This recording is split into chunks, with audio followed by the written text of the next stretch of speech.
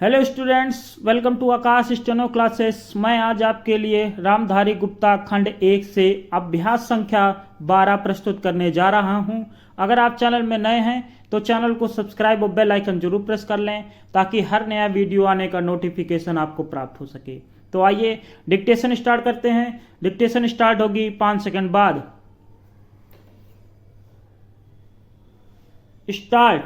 अध्यक्ष महोदय, जिस भावना से मैंने यह बिल पेश किया है उसको विरोधी पक्ष के लगभग सभी सदस्यों ने एक मत से महसूस किया है कि देश में बेकारी की जो समस्या है वह एक भयंकर समस्या है और उसके कारण हमारे देश का विकास, चाहे वह सामाजिक हो, आर्थिक हो या सांस्कृतिक, रुका हुआ है और ऐसी स्थिति में हम आगे बढ़ नहीं सकते हैं।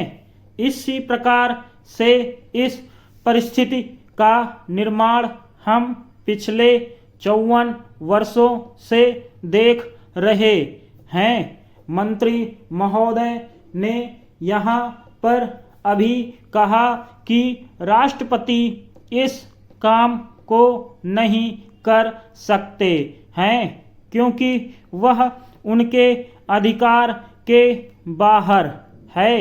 आप राज्यों में राज्यपाल शासन स्थापित करते हैं।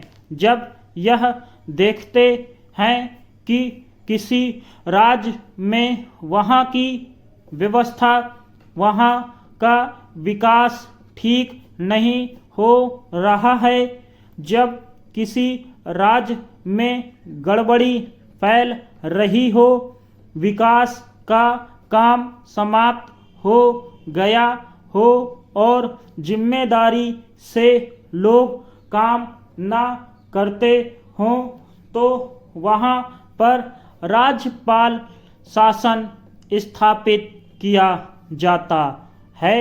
ऐसे बहुत से उदाहरण हमारे देश में मौजूद हैं।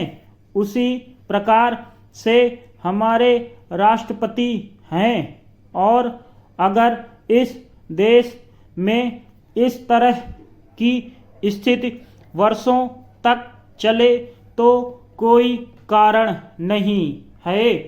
आपात के रूप में राष्ट्रपति इस देश की सुरक्षा के लिए, इस देश की उन्नति के लिए जिम्मेदारी अपने हाथ में न ले सकें। हमारे भाइयों ने बहुत से उदाहरण दिए हैं कि राज्यों में संयुक्त सरकारें नहीं चली, लेकिन उसके पीछे राजनीतिक हथकंडे थे। अगर कोई राजनीतिक पार्टी जिम्मेदारी से काम नहीं करती तो विधान में यह स्पष्ट है कि राष्ट्रपति शासन अपने हाथ में लें। मैं एक उदाहरण देता हूँ कि संविधान में आदिवासी हरिजनों के उत्थान के लिए प्रण किया गया था कि 10 वर्ष में उनकी सामाजिक तथा आर्थिक स्थिति को सुधार देंगे। Paragraph change. लेकिन यह सरकार उसमें भी असफल रही। उसको एक बार 10 वर्ष के लिए बढ़ाया गया और दोबारा फिर 10 वर्ष के लिए बढ़ाया गया। इसी तरह से उसको बढ़ाते जा रहे हैं, लेकिन उनकी आर्थिक और सामाजिक उन्नति आप नहीं कर पाए हैं। इस काम में सरकार बिल्कुल असफल हुई है।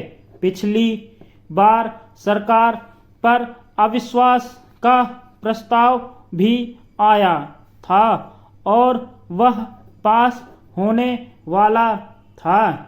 इसलिए मेरा कहना है कि हमारे देश में यह जो बेकारी की समस्या है वह एक बहुत ही भयंकर समस्या है। स्टॉप।